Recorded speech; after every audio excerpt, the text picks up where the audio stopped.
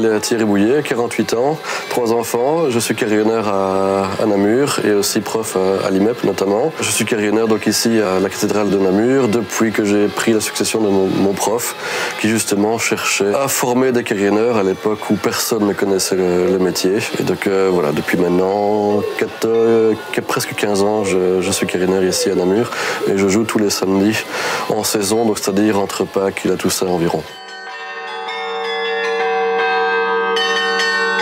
Ça fait déjà presque 30 ans que je suis dans le circuit. L'ancien carillonneur de Namur, Edmond De Vos, était passé à l'IMEP où j'étais étudiant à l'époque. Personne, ni dans le grand public, ni même chez le musicien, ne connaissait l'instrument. Puis moi, tout ce qui est un petit peu hors sentier battu, j'ai toujours bien aimé. Et voilà, c'est comme ça que j'ai suivi les cours avec lui. Lui, il avait déjà 70 ans à l'époque et il fallait quelqu'un pour poursuivre. Et c'est comme ça qu'il a formé plusieurs personnes, dont moi qui ai pris sa suite ici à Namur.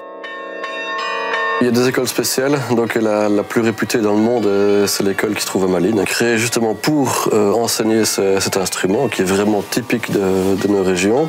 Dans la tradition catholique, évidemment, on donne des noms aux cloches, en tout cas aux plus grosses. Donc ici, on verra aussi que certaines cloches ont des noms du parrain, du nom de Aubin, puisque c'est la cathédrale Saint-Aubin, etc. C'est un instrument typiquement protestant, en tout cas des contrées protestantes. Donc il faut voir ça surtout dans les anciens Pays-Bas, c'est-à-dire les Pays-Bas actuels, plus la Belgique, le nord de la France. Puis après, ça a essaimé, mais c'est vraiment un instrument qui est né dans nos régions il y a environ 500 ans, un peu plus de 500 ans. Oui.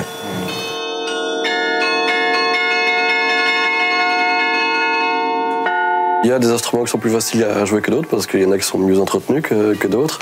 Parfois, il y en a qui sont difficiles sur le plan mécanique. Il faut vraiment de la force et c'est ça que parfois on a encore le cliché du carillonneur qui tape comme un malade parce qu'il doit lutter avec un instrument qui est difficile mécaniquement. Sinon, c'est un instrument à clavier comme un autre, proche du piano et de l'orgue.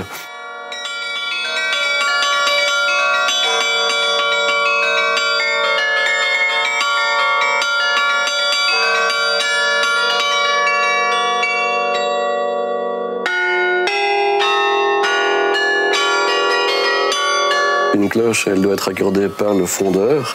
Et une fois qu'elle est accordée, étant donné sa masse, puisque ça fait entre 5 kg pour les plus petites et plusieurs tonnes pour les plus graves, ça ne souffre pas forcément des variations de chaleur et d'humidité. Par contre, évidemment, la liaison entre le clavier et la cloche, ça se fait avec des câbles dont il faut régler la course, évidemment. Ici, on a un carillon qui fait 4 octaves, donc on peut vraiment jouer à peu près tout. Il est accordé au tempérament égal, donc on peut jouer à peu près tout. Maintenant, c'est vrai qu'on n'a pas toujours accordé les instruments, je ne parle pas que du carillon, mais dans l'histoire de la musique, on n'a pas toujours accordé les instruments comme maintenant, et donc il y a certains répertoires qu'on ne peut pas faire sur des instruments qui sont accordés à des tempéraments anciens.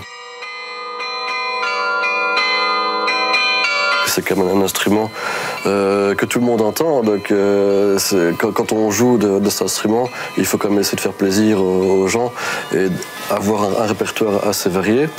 Un bon carillonneur, c'est aussi quelqu'un qui fait des nuances, parce que le carillon, même si c'est un instrument très très lourd, permet justement de faire des plans sonores. Et donc voilà, je crois qu'il faut sortir de cette image de ce carillonneur qui aligne des notes seconde après seconde, et il faut aussi faire de la musique, vraiment de la musique, avec des émotions, et il y a moyen. Je fais mon métier parce que j'aime bien de le faire et j'essaye de faire un répertoire qui plaît aux gens.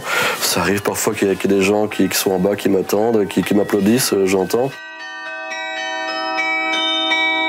Avec les 3 carillons que je joue de manière continue, j'ai calculé un jour que je crois que je faisais 11 000 marches par an vers le haut, donc ça fait 22 000 par an.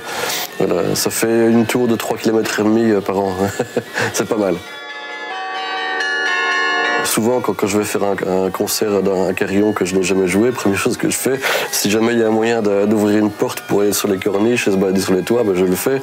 Prendre des photos de beaux panoramas de la ville que personne ne sait avoir. Voilà, c'est ça mon petit plaisir, quoi.